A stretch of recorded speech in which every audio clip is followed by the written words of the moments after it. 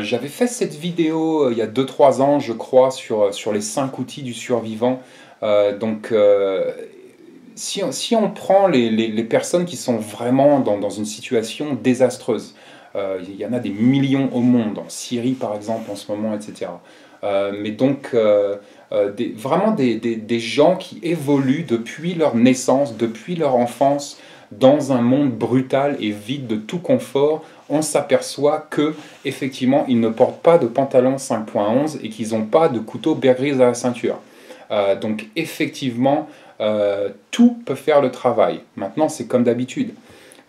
C'est pas parce que la misère de certains nous conforte dans l'idée que la notion de marque peut être superflue, qu'on doit porter des chaussures en pneus et s'éclairer avec des crottes de chèvre. Okay, donc l'adage la qualité se paye, même si c'est pas toujours vrai, même si c'est pas toujours même nécessaire, contient une certaine vérité.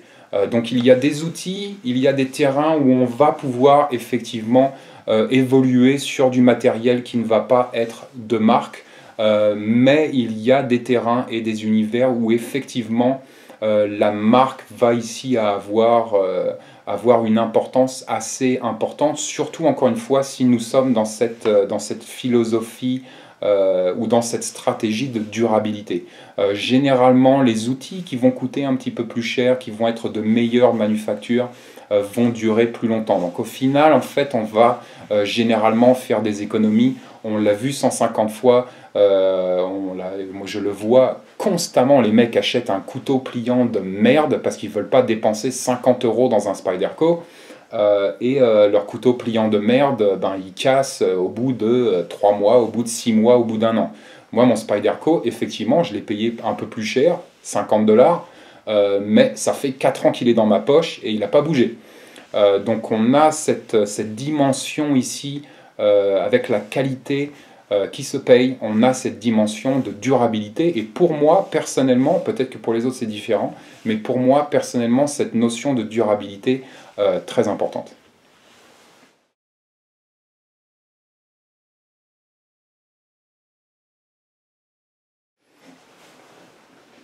Les Suisses ont une armée. Je taquine, je taquine. Les armes suisses sont généralement excellentes, donc là vraiment du truc durable, super bien fabriqué, excellente manufacture, mais par contre, comme on vient de le voir, c'est généralement beaucoup plus cher.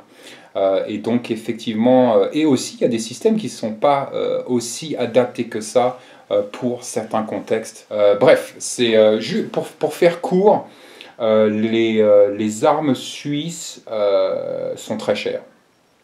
Et vu que c'est très cher, c'est pas forcément les systèmes les plus démocratiques. Et si c'est pas les systèmes les plus démocratiques, ça ne rentre pas vraiment dans mon champ de possibilités.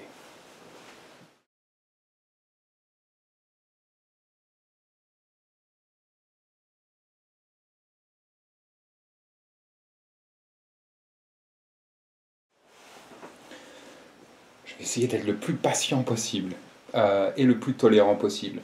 On ne se prépare pas à tout type d'événement, c'est juste impossible. Le survivalisme n'est pas un milieu, c'est une philosophie de vie, une intention toute bête de devenir les acteurs de notre propre bien-être, catastrophe ou pas.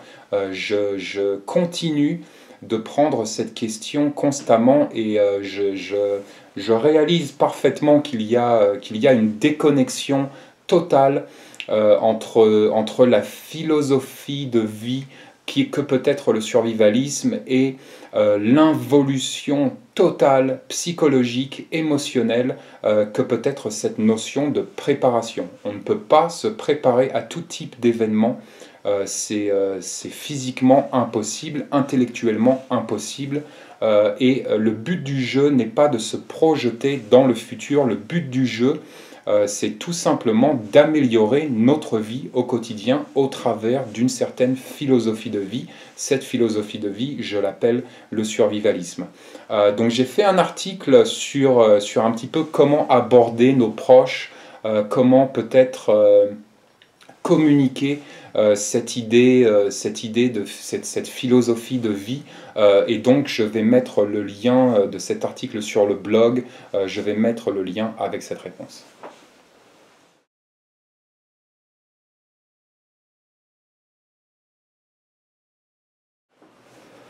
Alors, la Mini 14, la Mini 14. Il y a un phénomène qui se passe avec la Mini 14, ou qui s'est passé parce que c'est bien tombé. Les Américains ont vraiment adoré la Mini 14. En tout cas, sur le papier, c'est vraiment un de ces systèmes. C'est un petit peu, pour moi, hein, c'est un petit peu comme la couverture de survie. On se dit, putain, c'est une idée géniale, c'est fantastique. Et en fait, sur le terrain, ça fonctionne rarement comme on pensait comme ça devait fonctionner. Mais donc la Mini 14, rien que pour le prix déjà, si on va sur le site du fabricant, je crois que la 14, elle sort à 900 $ pour le modèle de base. Autant acheter un AK ou un AR. Les Smith & Wesson MMP Sport, par exemple, les AR-15 de chez Smith & Wesson, 9 sortent à 700 $. Pourquoi se faire chier avec une Mini 14? On va avoir aussi, par exemple, si on reste sur cette notion économique, rien que les chargeurs pour les Mini 14, c'est des chargeurs spéciaux, machin et tout. 35 balles le chargeur. Les PMAG pour les AR, c'est 18 $ le chargeur. Donc imaginez devoir acheter ou vouloir acheter 10, 15 ou 20 chargeurs pour votre Mini 14. Ça va vous coûter la peau des couilles. Précision, tout le monde est d'accord pour dire que la Mini 14 n'est pas précise. Donc bien évidemment, précision, c'est ici un petit peu un domaine subjectif. À quelle distance doit-on vraiment être hyper précis et groupé comme des malades si on prend ce système pour peut-être un système de défense du périmètre par exemple, à chacun de voir. Fonctionnalité, c'est peut-être le point le plus important ici. Si vous allez dans n'importe quelle école de combat aux États-Unis, que ce soit Gunsight, Tactical Response, peu importe, toutes ces écoles de combat, on ne voit jamais une seule Mini 14. Jamais. Des ER, des AK, sans problème. C'est vraiment les deux plus grosses plateformes. Mais des Mini 14, personne parle à la guerre avec une Mini 14, les gars. Donc, qu'est-ce que je pense de la Mini 14? Je pense que c'est un système qui a rappelé un petit peu aux Américains la Garand, un petit peu fabriqué pareil. Et donc, c'est plus une question de nostalgie qu'une question de fonctionnalité. Pour moi, la Mini 14, c'est un système qui est totalement à éviter. Donc, voilà pour la Mini 14.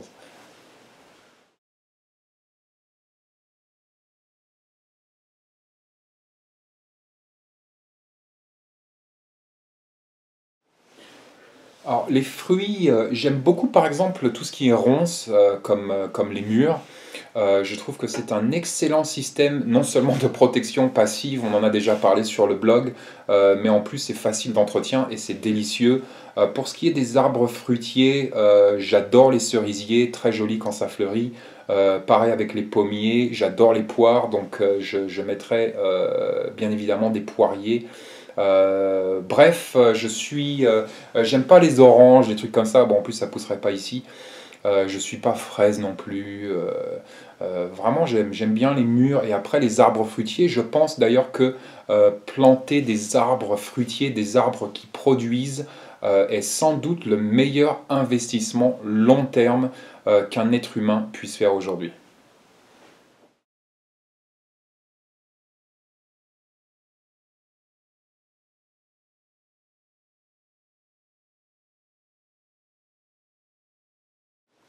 Ah, ça fait beaucoup de questions, hein. Au quotidien, le blog et ses périphéries, donc les périphéries, ça va être tout ce qui est YouTube, Facebook, mais aussi et toutes les questions que je reçois par mail. Tout ce terrain ici, c'est tout simplement un boulot à plein temps. C'est environ 40 heures par semaine, et ça, c'est sans compter, bien évidemment, au cours de la journée, toutes mes réflexions personnelles pour les prochains articles ou les prochaines vidéos, par exemple. Pour vous donner une petite idée, rien que ces petites vidéos questions du mois, Là, donc, j'en suis à ma 22e question. Ça fait presque 4 heures que je filme. Ça m'a pris environ 2 à 3 heures à préparer toutes les questions, à mettre tout au propre. Je les ai imprimées, j'ai fait des notes, tous ces trucs-là.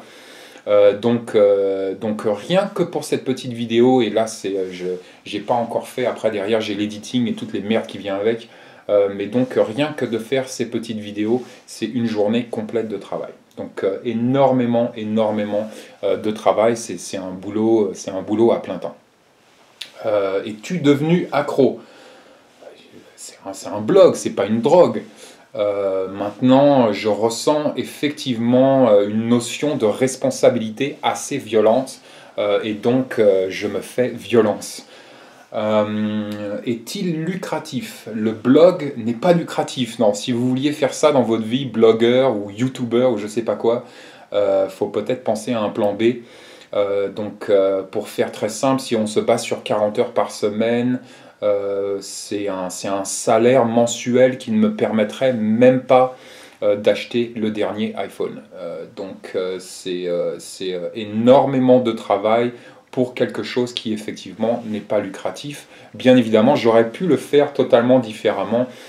J'aurais pu par exemple créer une boutique sur le blog pour vous vendre des conneries. J'aurais pu tout passer en payant, donc par exemple sortir des articles ou des vidéos en PDF et donc vous faire payer par PDF. C'est une pratique que je respecte, mais ce n'est pas dans mon état d'esprit. Mais donc tout ça pour dire que effectivement énormément de travail et non, ce n'est pas lucratif. Serait-il possible d'en vivre?